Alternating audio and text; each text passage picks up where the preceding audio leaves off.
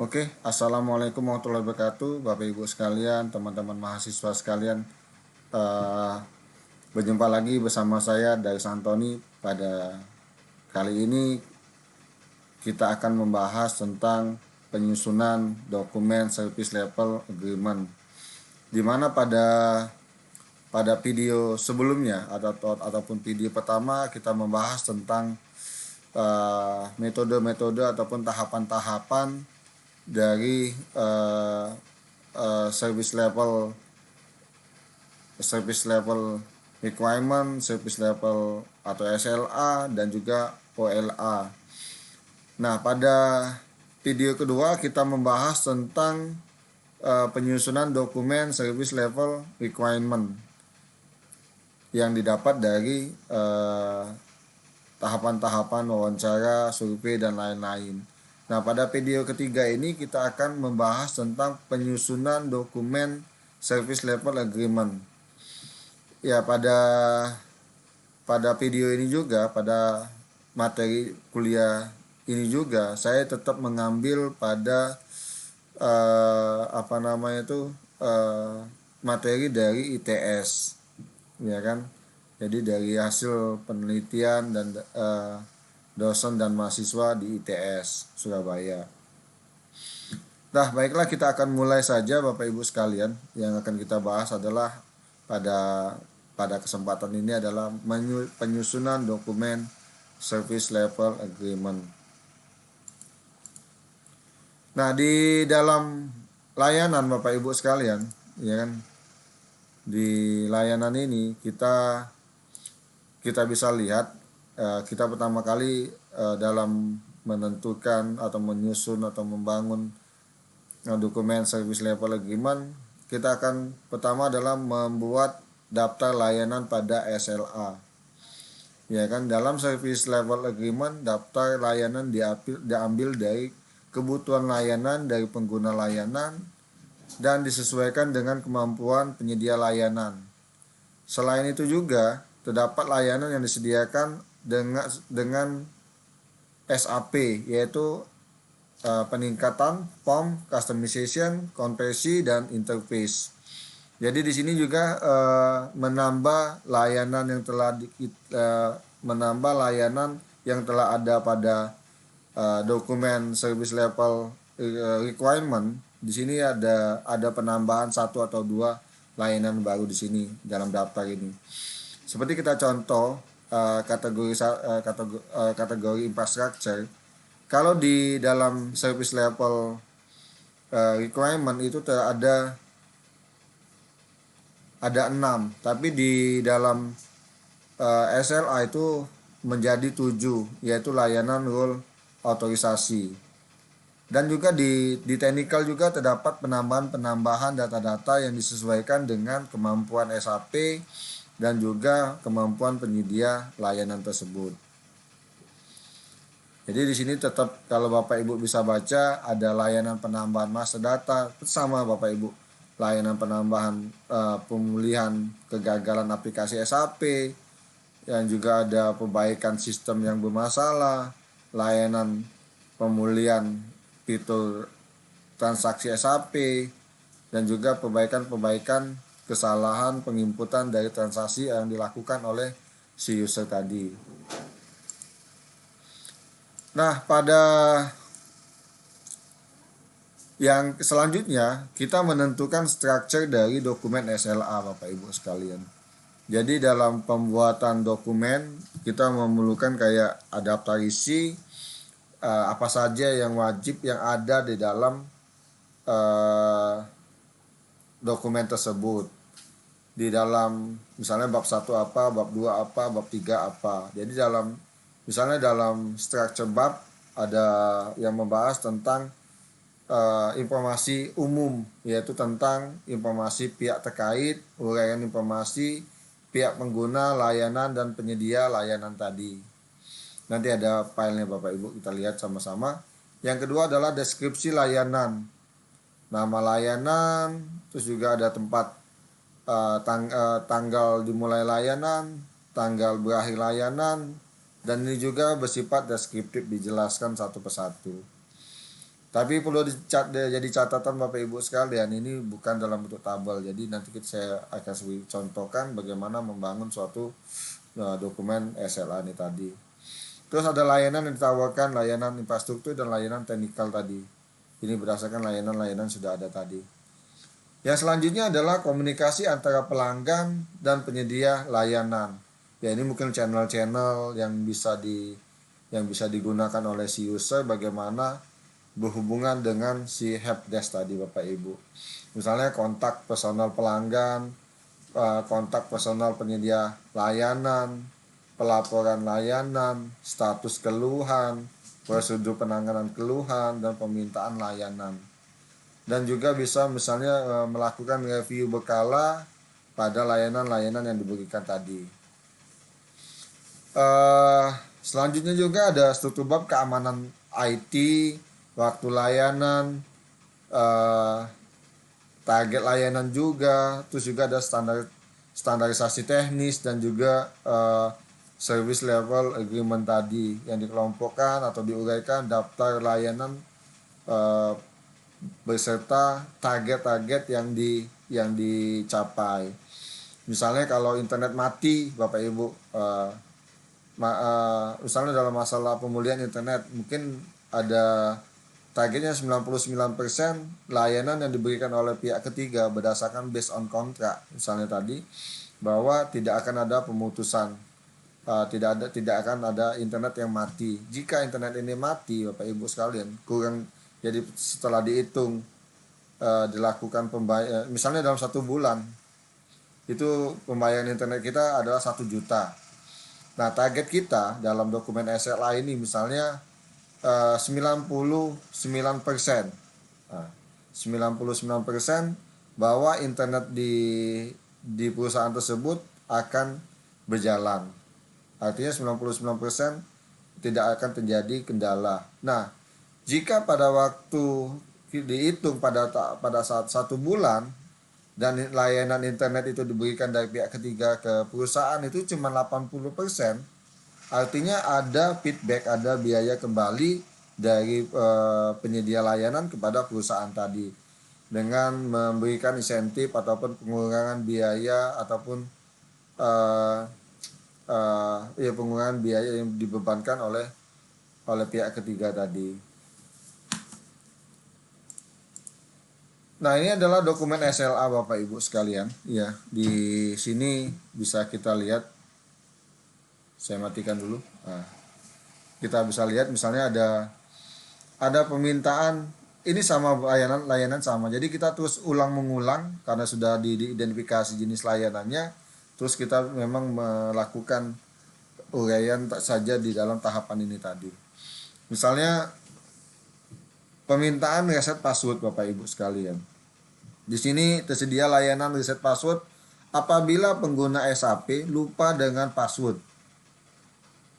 akun SAP atau merasa diperlukan reset password karena alasan tertentu tadi, alasan keamanan mungkin. Nah, layanan kedua, jadi di luar dari, kita balik lagi, di luar dari permasalahan tadi, uraian permasalahan tadi itu mungkin tidak dilayani mungkin atau diputuskan pada tingkat level yang selanjutnya atau didiskusikan atau dibuat suatu kebijakan yang lain. Yang kedua misalnya internet file recovery. Apabila terdapat kegagalan internet yang bersumber dari pusat, pengguna SAP dapat melaporkan pada pihak helpdesk SAP. Terus juga pemulihan internet yang lambat. Apabila internet yang digunakan dalam membuka SAP, jadi internet tadi digunakan untuk membuka atau menjalankan SAP tadi, program SAP atau aplikasi SAP. Jadi kalau internetnya lambat, otomatis pengguna SAP dapat melaporkan kepada pihak helpdesk SAP tadi. Jadi karena ini mengganggu kinerja dari pelanggan SAP tadi.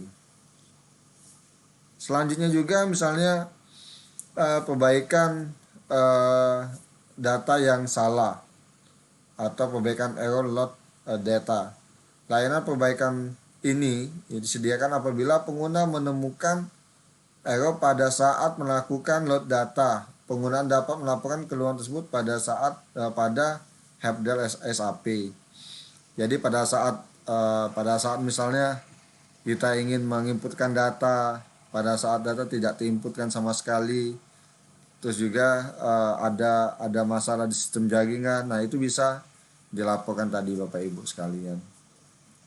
Ada terus penambahan akun SAP, terus juga role autorisasi yang dimana disediakan oleh pengguna yang membutuhkan akses pada modul-modul tertentu yang berhubungan dengan pekerjaannya. Layanan ini juga bisa didapatkan dengan menghubungi helpdesk tadi. Jadi Bapak Ibu sekalian, saya tekankan lagi di sini, memang layanan-layanan ini tadi itu memang berdasarkan saya ulang lagi, berdasarkan hasil wawancara, dokumen terkait, rencana strategi dari Pupuk Indonesia, dan juga kemampuan-kemampuan dari SAP tadi yang disediakan oleh pihak ketiga tadi. Ya kan, misalnya juga ada layanan teknikal, misalnya permintaan fitur baru pada standar SAP dengan kebutuhan bisnis. Nah, ini adalah peningkatan Bapak Ibu. Jadi ini adalah flexibility dari program SAP tadi. Misalnya ada kebijakan baru dikeluarkan oleh pemerintah, misalnya meminta laporan tentang misalnya berapa banyak produksi dari pupuk Indonesia. Nah, pada saat ini belum ada fitur tersebut karena ada kebijakan baru yang mengharuskan Pupuk Indonesia membuat laporan tadi, jadi dimintalah kepada SAP tadi membuatkan fitur ataupun laporan yang berhubungan dengan permintaan stakeholder tadi. Di sini dalam perannya pemerintahan. Nah, juga ada penambahan POM, ada penambahan field text input pada SAP tadi. Misalnya kelupaan, misalnya pada saat itu lupa dimasukkan pada misalnya ada data mahasiswa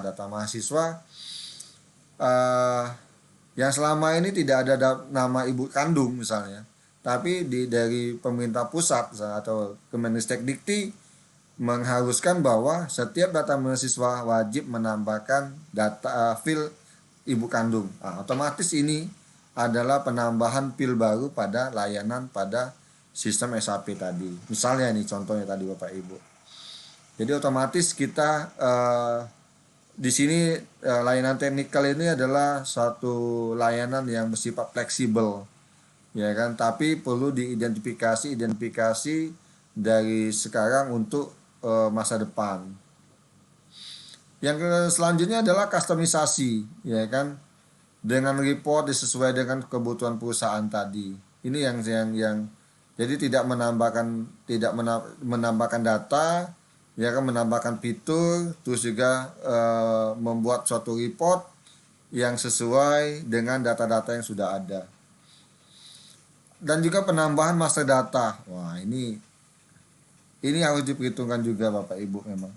Jadi penambahan master data, misalnya penambahan tabel, ya kan, tabel baru, terus juga trigger baru dan lain-lain, itu juga harus dilakukan.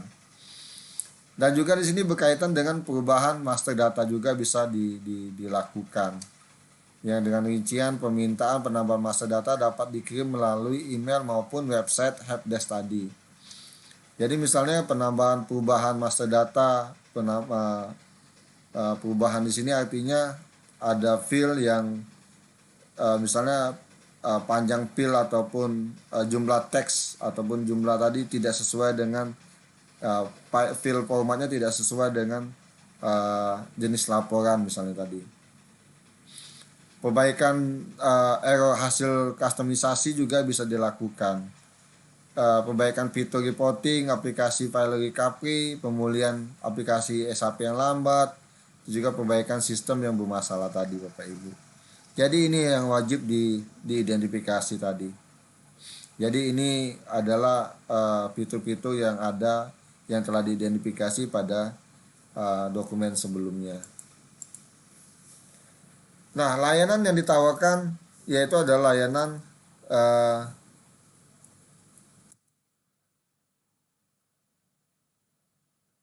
yaitu BAP tadi. Ini sama Bapak Ibu tadi, ya kan? Technical, ini tadi sudah technical infrastructure, B technical BAP 10 15. Ya kan, perbaikan kesalahan yang diinput oleh data user dan juga perbaikan kesalahan master data tadi.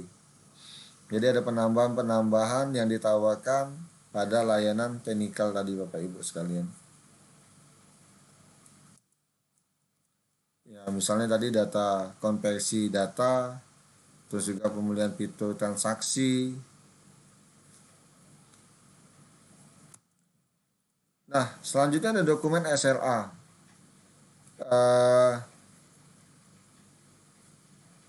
Dokumen SLA tadi sudah 3.1, 3.1, 3.2.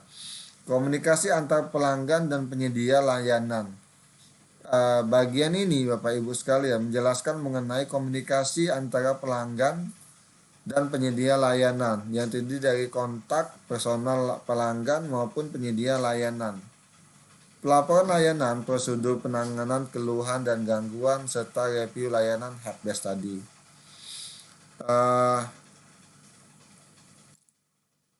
Di sini kita melihat ada beberapa poin, Bapak Ibu, ada 3 poin di sini. Yang pertama itu ada pelaporan layanan, ya kan, pelaporan layanan. Yang kedua adalah status keluhan. Yang selanjutnya adalah prosedur penanganan keluhan dan permintaan layanan tadi. Misalnya kalau pelaporan layanan, ya ketentuan pelaporan layanan ini juga ditentukan Bapak Ibu pada dokumen SLA. Laporan diberikan setiap 2 minggu sekali di akhir minggu kedua. Laporan diserahkan kepada manajer IT yang selanjutnya diteruskan kepada project SAP. Laporan ini berisikan beberapa hal seperti rekap keluhan, permintaan layanan, ya kan, yang terdiri dari nama pengguna SAP, nama perusahaan, modul keluhan, status keluhan, dan bla bla bla. Yang kedua juga kategorisasi pengguna SAP, berisikan tentang pengguna SAP yang paling sering mengalami permasalahan. Yang selanjutnya adalah kategori permasalahan, kategori waktu, dan kategori status tadi. Ini juga yang kita perlu melakukan identifikasi bagaimana penanganan dalam pelaporan layanan tadi. Yang selanjutnya adalah status keluhan.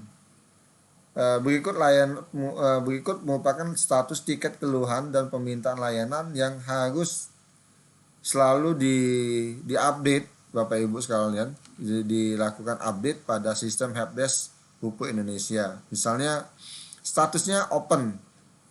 Jadi saya tuh pernah misalnya di Bina Dharma Bapak Ibu sekalian. Di Bina Dharma itu ada langganan internet kita, kalau dulu tuh ada pakai Astinet punyanya Telkom Bapak. Ataupun kita memiliki layanan di rumah, misalnya layanan IndiHome ataupun My Republic di Indonesia di rumah misalnya. Tapi yang saya ambil ini misalnya di Bina Dharma, contoh kasus misalnya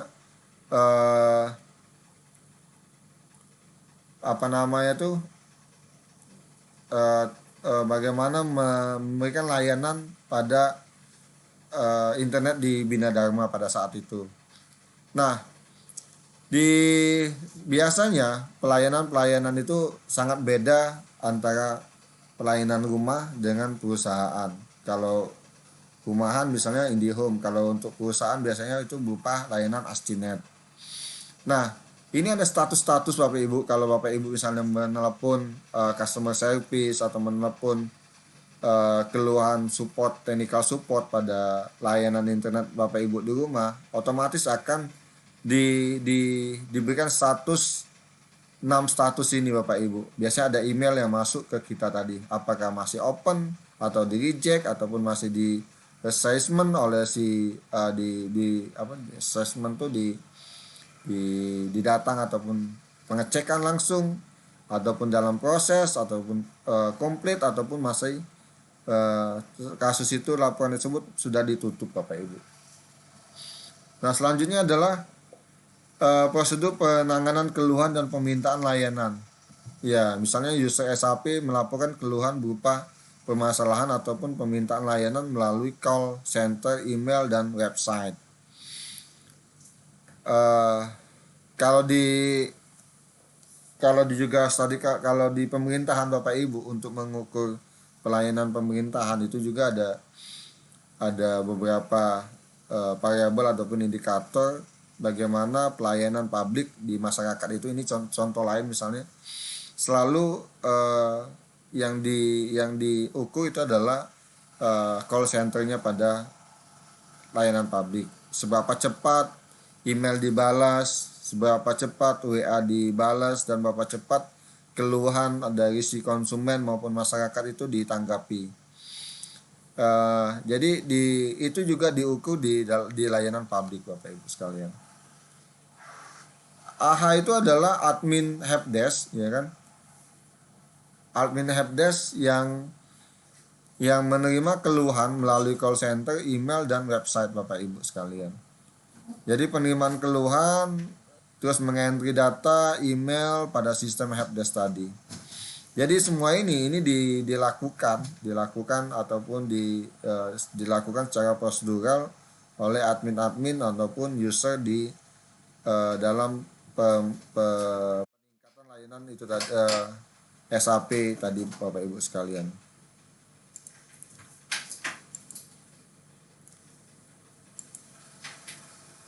Nah, selanjutnya ada ketiga dokumen SLA, kita tetap lanjut Bapak Ibu. Di sini ada helpdesk channel, ya kan, ada telepon yang wajib disediakan. Jadi kalau telepon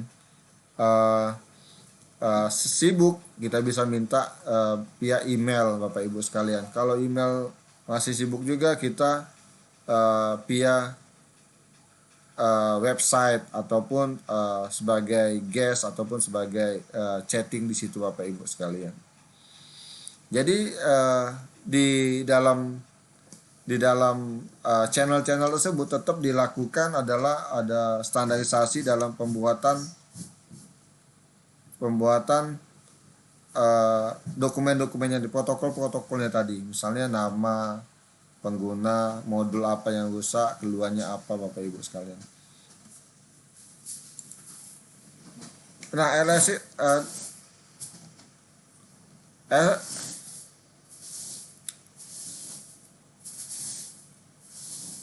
SLA ini juga merupakan dokumen yang dinamis dan dapat berubah ketika peristiwa ini terjadi.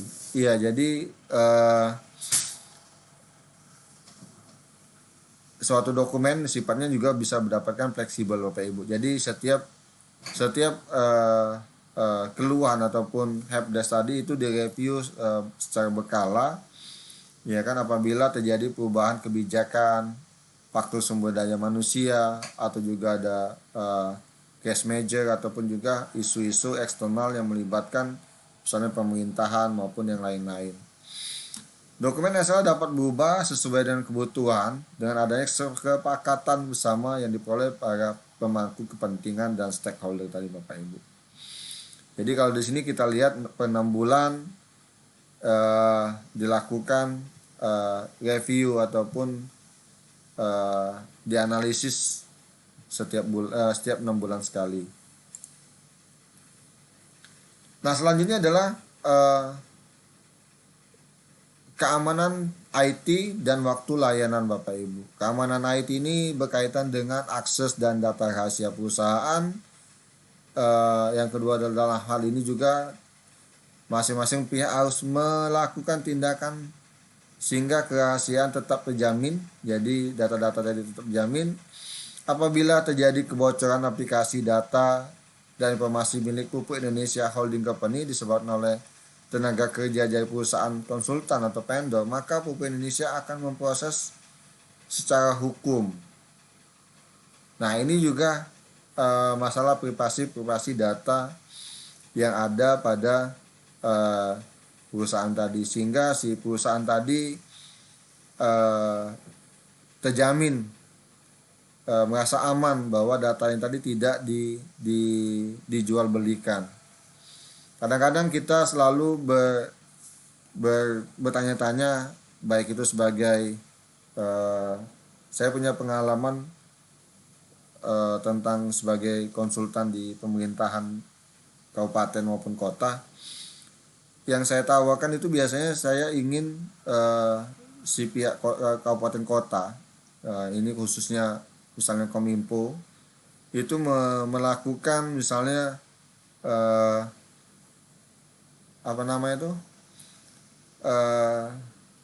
menyewa ataupun meletakkan data centernya atau bersifat cloud, ataupun kita meminjam menyewa data-data center yang ada seperti di Bisnet dan lain-lain, Bapak Ibu.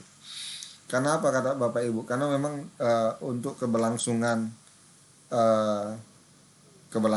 dari layanan tersebut, dan juga biaya dari keluhan-keluhan tadi, misalnya biaya keluhan, misalnya ada masalah dalam server ataupun aplikasi tersebut, itu tidak akan meningkat, tidak akan membengkak pada pertengahan tahun ataupun di tengah perjalanan aplikasi tadi. Di sini kita juga memastikan dengan adanya pihak ketiga tadi, misalnya semua masalah-masalah ataupun yang berkaitan dengan dokumen yang kita sepakati tadi, agreement tadi antara si Pupuk Indonesia ataupun pemerintah lokal, kabupaten dan kota dengan pihak ketiga, itu semua tanggung jawab biaya tadi itu dilimpahkan kepada pemberi layanan tadi, Bapak Ibu. Misalnya contohnya kalau kita menyewa cloud di Bisnet, semua layanan tadi, gangguan, ya kan, keberlangsungan, target operasionalnya itu semua ditanggung oleh si Bisnet tadi. Nah, gimana kalau kita membangun sendiri misalnya data center tadi, Bapak Ibu. Nah, itu ada plus minusnya juga tadi. Kalau kita membangun sendiri, Bapak Ibu, otomatis ini kita tidak tahu permasalahan yang akan kita hadapi ke depan. Misalnya ada virus kemarin WannaCry yang minta tebusan misalnya 500 juta. Atau juga ada keluhan misalnya servernya down. Otomatis si perusahaan ataupun instansi pemerintah wajib mengeluarkan biaya tambahan. Kalau instansi pemerintah biasanya di tahun depan baru bisa diajukan. Kalau di tahun yang sama mungkin ya tidak bisa, tidak ada dananya. Nah, inilah yang biasanya saya sarankan. Jadi masalah yang ditakutkan oleh pemerintah lokal, kabupaten dan kota itu biasanya data-data rahasia. Itu bisa kita tuntut, Bapak Ibu, sebenarnya Tokopedia segala macam yang terjadi pada saat ini. Sesuai dengan perjanjian-perjanjian yang telah kita sepakati. Nah, ini juga keamanan dan waktu layanan. Ini wajib kita pinta, Bapak Ibu, dalam kepada pihak ketiga tadi, misalnya Bisnet tadi, di sini dalam bentuk SAP, berapa lama target respon dalam penanganan suatu masalah tadi, Bapak Ibu sekalian. Jadi memang kalau yang sudah profesional, Bapak Ibu, ini memang sudah ada target penyelesaiannya. Jadi jangan bedakan dengan kalau kasus misalnya saya internet di rumah, minta maaf Pak, 2 minggu lagi harus diselesaikan. Nah, 2 minggu itu internet kita putus, itu tidak ada kompensasi sama sekali, Bapak Ibu, dari pihak provider tadi, karena memang tidak ada layanan ataupun keamanan yang telah disepakati antara si pelanggan dan pihak ketiga tadi, misalnya IndiHome ataupun MyRepublik yang lain-lain, Bapak Ibu. Cuman kalau skala besar, skala perusahaan, itu wajib kita identifikasi seberapa cepat, ya kan, si perusahaan tersebut menyelesaikan masalah-masalah yang kita hadapi tadi, karena ini menyangkut keberlangsungan bisnis suatu perusahaan tadi. Nah, ini dokumen SLA, deskripsi kelompok layanan, ya kan, ada capacity, Bapak Ibu, permintaan misalnya kurang dari 50 per hari tadi. Ini ada ability-nya, terus ada security-nya, dan lain-lain. Dan juga misalnya ada internet bermasalah, layanan tadi 24 jam 7 kali seminggu kalau dia internetnya mati. Kapasiti tidak terbatas, kapan baik, kapan bisa di internet mati, bisa telepon dan langsung ditindaklanjuti. Maksimal 30 menit. Nah, itu yang kita minta Bapak Ibu. Kita sebagai pemilik perusahaan, internet mati, nah kita harus meminta kompensasi dan pelayanan yang maksimal dari pihak ketiga tadi, penyelenggara layanan atau provider tadi. Dan juga pembelian internet lambat. Biasanya kalau di yang kelas-kelas rumahan cuma dapat WA, dapat email, maaf internet lambat. Terus dapat lagi jam 12 malam, terima kasih internet Anda sudah balik ke kondisi awal. Nah, kalau di perusahaan itu harus diidentifikasi semua Bapak Ibu. Ya kan, pemulihan internet lambat berdasarkan kalau dia lambatnya itu di jam kerja ataupun kalau di luar jam kerja itu juga harus diidentifikasi. Nah, terus ada selanjutnya ada yang terakhir Bapak Ibu, perubahan dari service level requirement ke SLA Bapak Ibu sekalian. Ya, ada daftar layanan, terdapat 19 layanan helpdesk, ya kan, terdapat penambahan dan pengurangan layanan sehingga menjadi 21 layanan. Ya, ini yang saya sebutkan tadi Bapak Ibu. Ada 3 penambahan layanan di dalam helpdesk tadi. Ketersediaan layanan untuk setiap layanan kesediaannya yaitu 24 jam kali 7 per minggu. Ini bisa juga kita pastikan semua layanan itu berjalan dengan bagus. Saya skip aja dulu Bapak Ibu, bisa dibaca.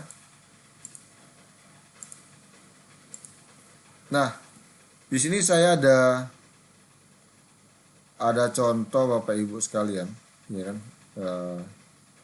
Ibu contoh lihat. Nah, ini ada contoh dari agreement ataupun SLA, bisa Ibu Bapak Ibu lihat. Ya. Nah, ini misalnya contohnya service level agreement layanan teknologi informasi. Ini sudah saya upload di e-learning juga. Misalnya perusahaan ABCDEFGH tahun 2016. Nah, ini tentang dokumen-dokumennya tadi, historinya, pendahuluan, tujuan, layanan IT, terus juga layanan sistem aplikasi teknologi informasi, layanan pendukung, layanan pengembangan, ya kan, ini layanan-layanan yang telah di request tadi, ruang lingkup dan batasan. Terus juga ada service level agreement-nya. Misalnya aplikasi, layanannya ERP. Serviceability-nya 99% Bapak Ibu. Kalau tadi kan tidak terbatas 24 jam kali 7 hari seminggu. Kalau di sini contohnya 99%. Kalau high risk misalnya di dalam jam kerja dan juga hari kerja 95% kecuali pada tanggal 24, 25 periode gajian. Ini semua bisa disepakati dengan pihak ketiga tadi Bapak Ibu sekalian. Website perusahaan, 24 jam kali 7 hari seminggu. 99% harus website perusahaan harus jalan. Nah, jadi kalaupun ada down, nah ini harus dikompensasi dari pihak penyelenggara tadi Bapak Ibu sekalian. Internet, email, ya kan, semuanya disepakati dalam SLA service level agreement tadi. Mungkin itu saja dulu Bapak Ibu sekalian. Ya, terima kasih. Video selanjutnya kita akan membahas tentang dokumen OLE dan juga ada tentang dokumen penting lainnya pada service level manajemen. Mudah-mudahan tidak bosan-bosan mendengarkan materi saja, kuliah saya. Dan kalau ada pertanyaan silakan komen di bawah dan juga bisa WA saya dan bertanya. di mana yang jadi masalah dalam pemahaman materi yang saya sampaikan saat ini. Terima kasih. Wassalamualaikum warahmatullahi wabarakatuh.